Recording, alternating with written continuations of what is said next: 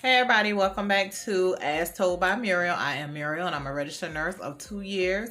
On this channel, I like to do a little bit of discussion about just a little bit of everything pertaining to a woman, motherhood, life, particularly, I have a hard time saying that word, in particularly,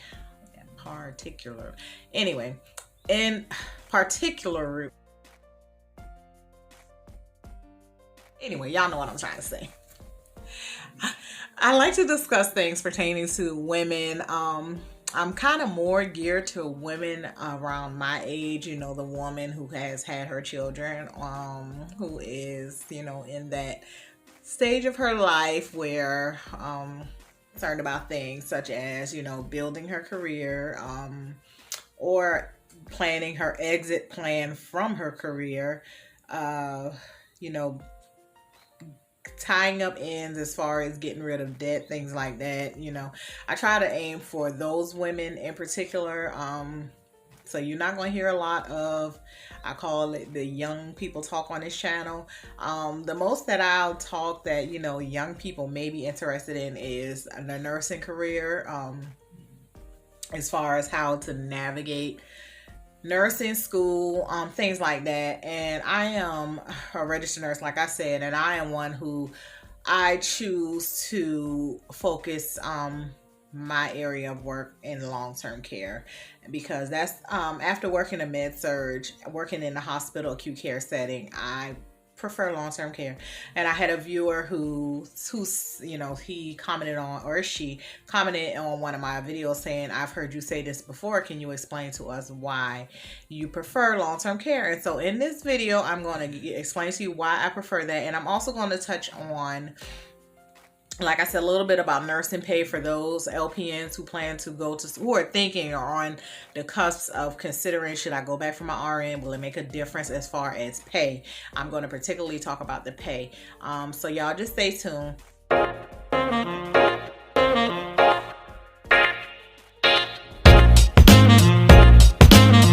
As far as why I prefer long-term care, so I started my career as an LPN. I was an LPN for 18 years, and then I became an RN. I went to school, got my associate's degree, became an RN, and my initial thought was I didn't know where I wanted to go. I had done long-term care primarily. I did one little, I call it a little stint on a medical surgical floor unit as an LPN. Didn't really like it because I didn't really like asking people to do this, do that for me. So I went into the hospital setting eventually. And once I got my registered nurse, after about 6 months, went into the acute care setting after about 7 months of being an RN. And y'all, I was so gung-ho because, at first I was like, do I really want to work in the hospital? Like, I wasn't too sure if that's what I wanted to do. But then, for some reason, I just felt like as an RN, you should work in the hospital, get those skills or whatever.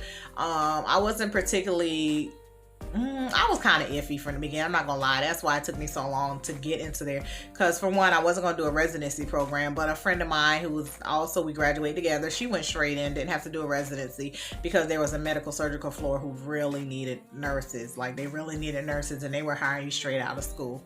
And so I went, got, applied, whatever, got hired. And I'm not gonna lie, after my first, my first week was in an orientation setting. It was paperwork, basically. After my first 30 days of working there, which I was orienting, I didn't like it.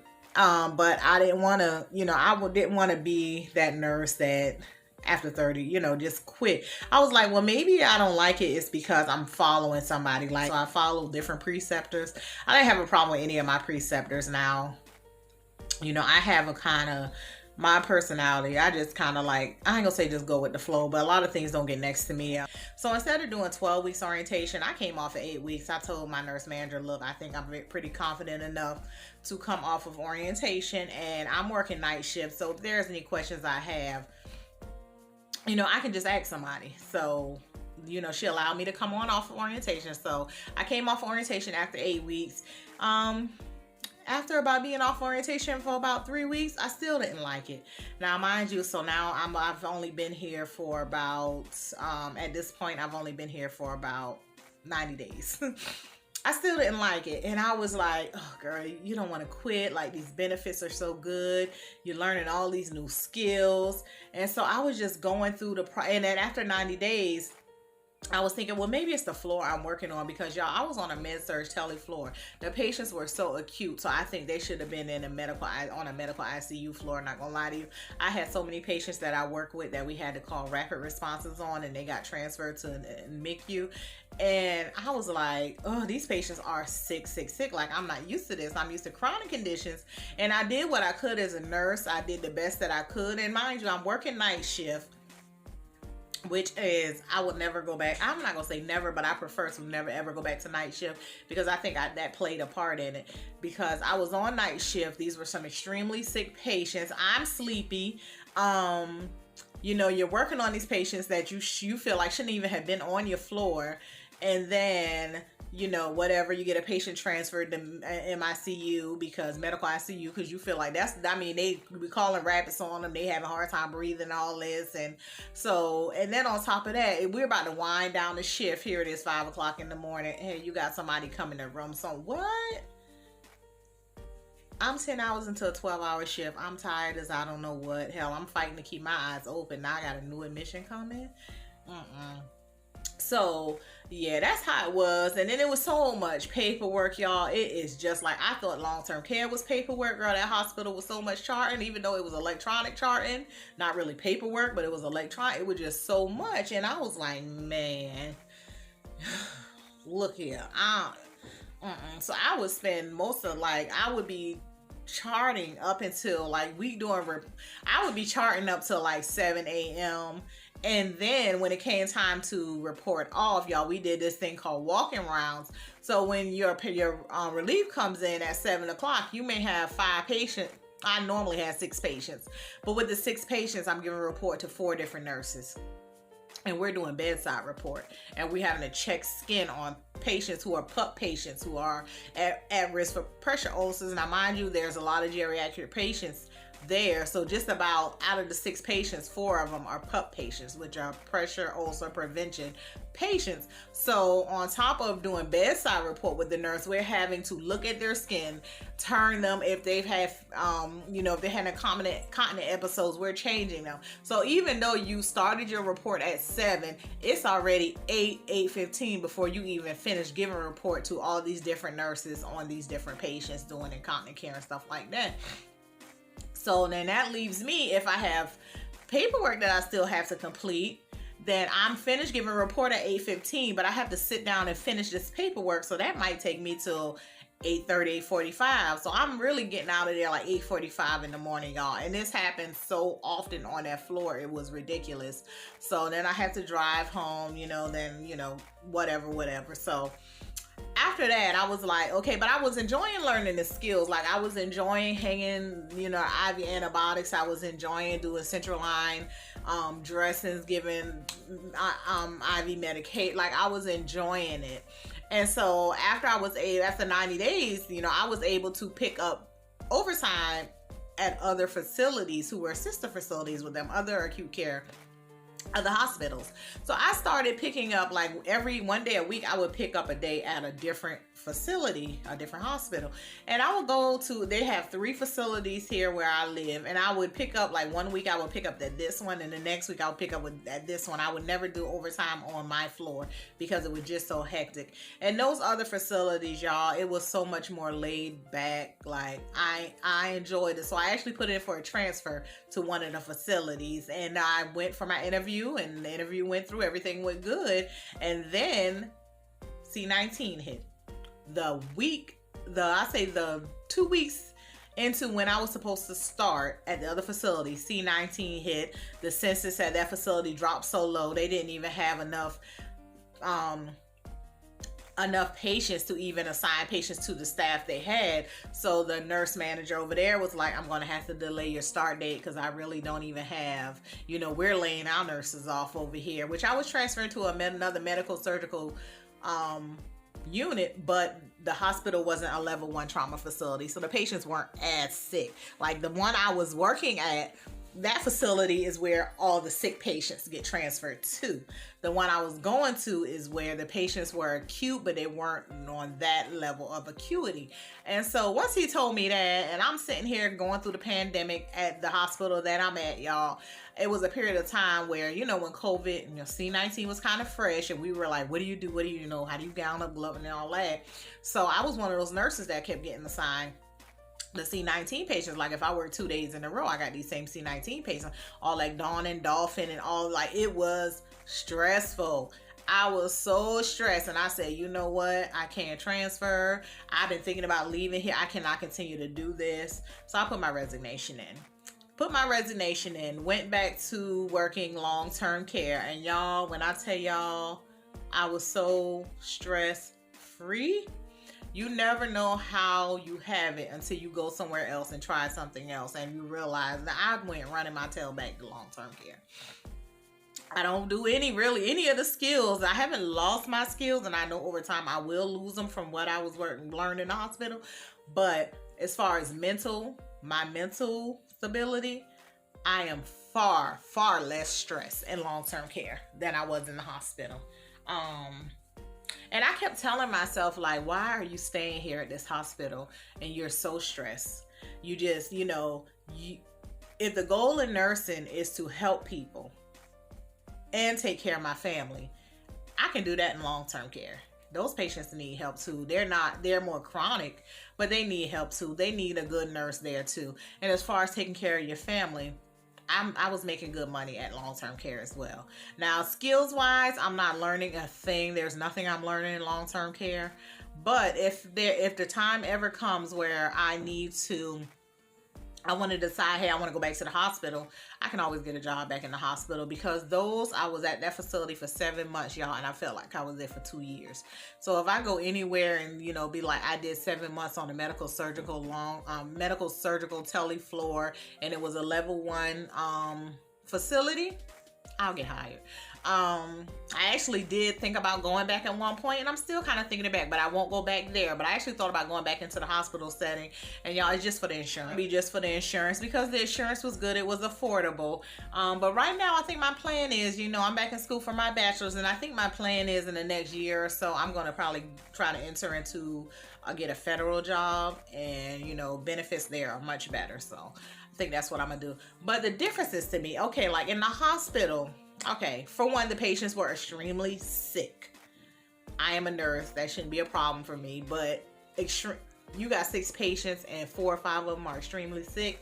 That's a lot. 2, okay, I just felt like I was trapped. Like I was on that floor for 12 to 13 hours. And y'all, I can't just leave off the floor to get a breather. Like you can't just leave off the floor and get a breath, like just a breath of fresh air. Like you have to basically stay on your floor except when you get your break. And your break is like 30 minutes. And even when I'm on my break, my phone was, you know, we had to carry these little phones. This in my pocket, it's ringing, telemetry calling, the doctor's calling, the unit manager or the charge nurse calling. Like it was so, I was like, dang, I can't get a break. When they say you really can't really get a break in the hospital. Like for one, I work a night shift, I'm tired, I'm fighting sleep, and then this phone steady ring, I'm getting aggravated. So yeah, I was like, no, this ain't for me. Why am I putting myself through this? Like, why am I putting myself through this just to learn some skills to work somewhere that I don't even know if I really want to stay here because I'm so stressed? Versus long-term care, okay, I get as many breaks as I want.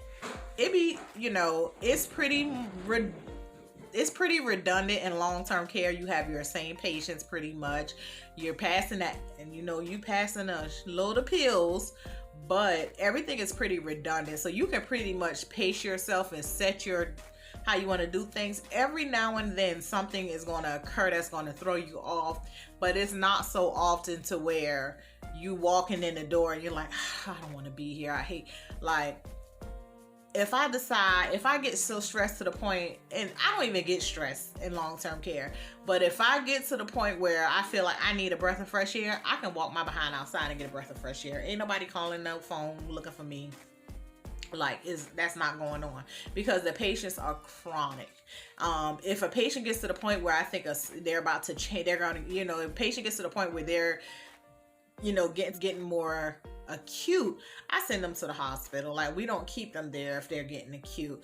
The things they have going on there is chronic, so you pretty much know what's going on with them. Nothing strange is happening, nothing, basically same old. You got your routine. So if I decide I need a breath, like I need to breathe, I need to step off this unit for 5 minutes, 10 minutes. And if I decide I want to do that 6 times throughout the shift, y'all, not trying to be funny, but sometimes you had them days where you really don't want to go to work, but you don't want to put the facility as such a, you don't want to call out because it's hard finding a replacement for you. So you go ahead to work because you're like, okay, well, I know if I need to take me little breaks or whatever, I'm able to do that in long-term care. So if I'm an hour into the shift and I be like, I try and be funny because this ain't by policy, but I feel like I don't smoke cigarettes, and people be leaving out of there taking, in 12 hours, they take about 6 cigarette breaks. They go out and take them 6 cigarette breaks. So if they could take them 6 cigarette breaks and nobody say nothing, I could take me 6 me time breaks and go out there outside and just get my mind together, get my mind right, and then come back in. And so you can do that in long-term care. You can't do that in the hospital. Sometimes you don't know if you're going to get an admission. Sometimes they tell you ahead of time. But if you do get an admission, it's not someone who's acute. Already got a history of them from the hospital. So you kind of know about your patient when they come and hit the floor. Like when you're in the hospital, all you know is what the ER is telling you. But when they're coming into the nursing home, we got a whole history from the hospital, what's been going on with this patient. So we kind of already know. And there's a lot of paperwork to be done in an admission for a long-term care facility, but you have 24 hours. So if an admission rolls in on me at 5 o'clock in the afternoon and I'm supposed to get off at 2, y'all, all I'm doing is I'm doing the medication sheet, I'm doing a body audit, I'm doing an admission note, and I'm doing a pain assessment. And I'm rolling out. Like, I'm not about to sit there and try to do no full admission if they rolling in at 5 o'clock. Sometimes in long-term care, you can get like 2, 3, 4 admissions in a day. Not gonna lie, because I'm on a contract, and sometimes on that floor they get that. But they have people that are helping them with those admissions. So yeah, I think pretty much I'm not learning anything in long-term care. I'm not gonna lie to you, I'm not learning a thing. I'm not really having to really do as far as skills. Like, I haven't had to start an IV. At the most, someone may have a PICC line. I have to hang some IV medications, but that's basic to me. I was doing that as an LPN anyway. Not having any, you're not administering any blood in long-term care. You're not really doing anything. Like, you're doing something because you're not really doing anything critical. I'm looking at lab values and calling the doctor for abnormal labs, but it's not like I'm on there about to administer no phosphate, no magnesium, no calcium, or nothing like that. If their lab values are off, we're gonna send them to the hospital and they're gonna get get that stuff there. Unless it's something they could take PO. If it's something that we could take PO to supplement it, we're gonna do it there. But if it's critical levels, they go into the hospital. So yeah, that's my reasoning for why I prefer long-term care. It's really because y'all, I'm 43 years old. I ain't one of these young girls around here that need all this excitement and this adrenaline rush. Yeah, I need to be in the ER so I can, I need to see something. No, I don't need to see nothing. I don't need to see nothing. I just need to pay my bills, take care of my family. And I'm I'm gonna take care of your family member. Like, my patients are usually 60 and over. Sometimes you do have a younger patient in there. A long-term care, unfortunately, motor vehicle accidents, or sometimes they come in for respite care, may have mental disabilities or whatever. So we do have younger patients, but my patients are 60 and over. There's very few of them that are 60. Most of them are like 70 and over, and they taking life kind of slow. They want their meals, they want to be able to socialize, a little bit of activity. They laying down after lunch for a nap. I like the little slow pace of it. So Yeah, I'm fine with that. I don't have to flex my skills and stuff like I don't need that excitement. Um, and yeah, like I say, even if I go into, even when, because I know I'm going to go into the federal government, like I said, if I get hired on at the long-term care portion of it, that's fine with me because I'm there for the benefits anyway. So yeah, I hope that explains why I prefer long-term care.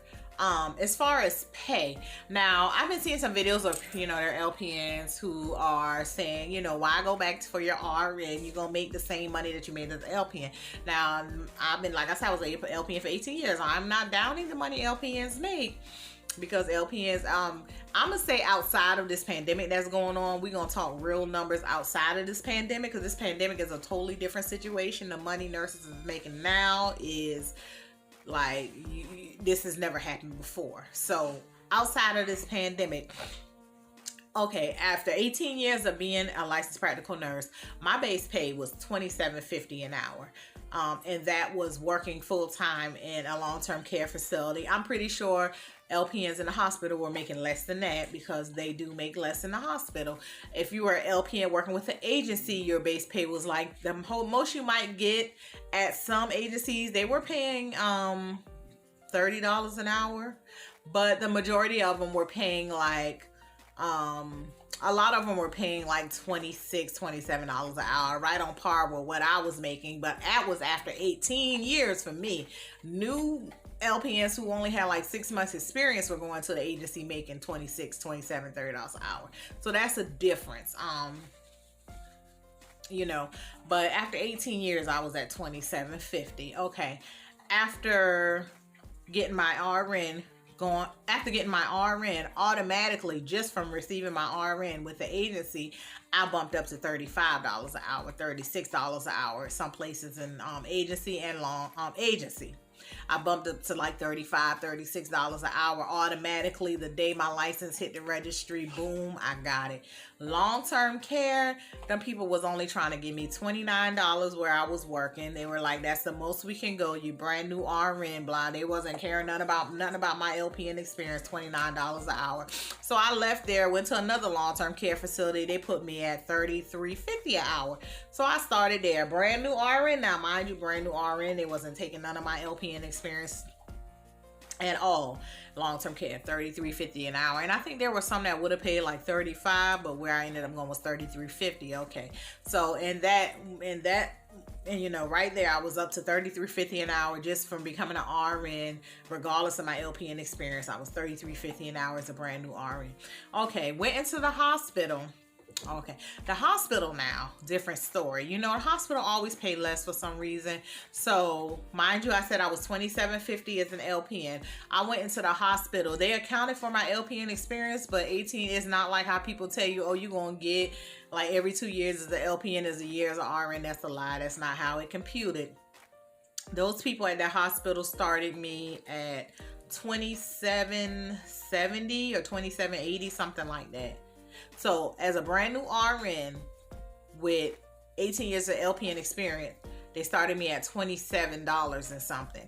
Mind you, brand new RNs were only getting $25 an hour, but because I had 18 years experience as an LPN, they gave me an extra $2 and something cents. So really, there was really no shift in pay as far as going from an LPN to an RN. I was basically making the same amount as I was already making. However, it took me 18 years to get to that $27. I went straight to that it took me 18 years to get to that $27 as an LPN. It was automatic when I got my RN. That's what I got automatically. Okay, then mind you, the facility I went to, they were doing a pay increase to get on board with the other hospitals around the area. There were hospitals already starting brand new grad RNs at $29 an hour. So they went ahead and gave me a raise. They gave a facility-wide raise, but I got a raise as well. And so instead of $27 an hour, I ended up going to, I think it was 31 and some change once they gave that facility-wide raise. And that was only because I had the experience as an LPN. So it really would have been 29 and some change. but it was 31 and some change because I had the 18 years experience. So, but let's say they didn't give a wide raise. Let's say you a brand new RN, finish as an LPN, you go into a facility, you've been making like $28 as an LPN, and you go in this hospital, they only want to give you $27.50. Y'all, it happens, it's true. But here's the difference. After 1 year of being an RN, get your skills at the hospital, wherever you go, get your skills. You get your skills after 1 year being an RN. I mean, I'm an advocate for job jumping. Like, you go, I'm an advocate for leaving a job, going to another job. Like, I did that my whole career. You go walk in walk in the door at another facility. You tell them I got a year experience as an RN. I guarantee you're going to walk through that door with probably like $32, $33 an hour. You was only making 27, 28 as an LPN. And wherever you was working, but you're gonna walk in with that 1 year experience. You already done changed the game. So, you know, like I said, go through that 1 year with that 27, 28, whatever they're gonna give you as a new RN. Might be 25. You might have to take a pay cut. Now I'm talking pre-pandemic. Now I'm talking real numbers, not these numbers with the pandemic, because you was killing it right now at the pandemic. But pre that, get your year in. You might be making a little less, but get your year in and watch how you can do numbers when you go to a different facility. Watch how you can walk through the door and you can negotiate that pay. And once you get that year under your belt, you good. So, and you can start your travel nurse. You can become a travel nurse. Like, people like to say 2 years. These companies taking you at 1 year. So yeah, don't be discouraged, you know, when people say, oh, I'm gonna have to take a pay cut. And not necessarily. And if you do have to take a little bit of a cut after a year, it's gonna be worth it. Even in the agency, once you are an LPN in the agency, you might be hitting $30 an hour. You get that RN, you might go right to 40. So it's worth it in all areas. Like, so don't get discouraged and people saying, oh, you're gonna take a cut, blah blah blah. You know, that's just what, you know, people, trust me, it's worth it. Money wise, it's worth it. Getting skills wise, it's worth it. Becoming marketable, it's worth it. So yeah, that's what I wanted to say on that. Now I'm going to give you a little bit of TT about my program. I think on the last video I had completed the first 8 weeks of my BSN program. Came through that unscathed. I think like an 81 in one course, 87. Yeah, I'm not one of them people that be shooting for 90 and 100%. Like, I just get my degree. So I think I'm in week 3 now of the second 8 weeks, and I'm doing good. Like, I'm still not interested like I maybe should be, but you know, my goal is to get this degree, so that's what I'm gonna do. So I'm doing good. I'm still, you know, rock steady with my work. I'm still doing the 2 classes. I haven't dropped it down to 1. You know, I was saying if it gets to be too much for me, instead of doing 2 at a time, I'm gonna do 1, but I'm still with the 2. So once I finish these 2 classes, I'll have 6 more left. I'll see how it go in the summer. We got classes during the summer. I'll see. Still doing these group projects. Y'all know I hate it. I hate it. Whew, I hate it, but I feel like I'm already in here, so I'm gonna just get the work done. Yeah, that's about it, y'all. I don't really got much to talk about. Re-signed my contract again, so I'm beginning another 3 weeks at, you know, this long-term care contract. You know, it's going good. Now I'm probably gonna keep signing. Like, I prefer long-term care, and right now, even with the pandemic, the pay is decreasing just about everywhere. Because people are getting people is getting a vaccine, and you know, so people ain't really getting, like, places that was paying you like $6,000-$7,000 a week. Yes, some nurses was making it. They might have done dropped to like $5,000. You know, so the pay is decreasing a little. But my pay decreased where I'm at, so I'm gonna stick it out. You know, so I'm gonna stay where I'm at. I'm still making a little money. It's, you know, I'm able to save, so I'm gonna just keep re-signing as long as they let me sign. Y'all, this video, all of them be all over the place. But anyway, if you like the information I give, you like the content, you like the channel, be sure to subscribe. Subscribe to my channel. I will try to. I'm not even gonna lie to y'all no more. It was all a lie, guys. It was all a lie. She lied. I'll have another video sometime. You know, at this point, y'all already know I done had this channel a year, and in a year, some people, put out 150 videos. Y'all, I might have 20. So yeah. Anyway, I am Muriel. This is As Told by Muriel, and y'all enjoy. Bye.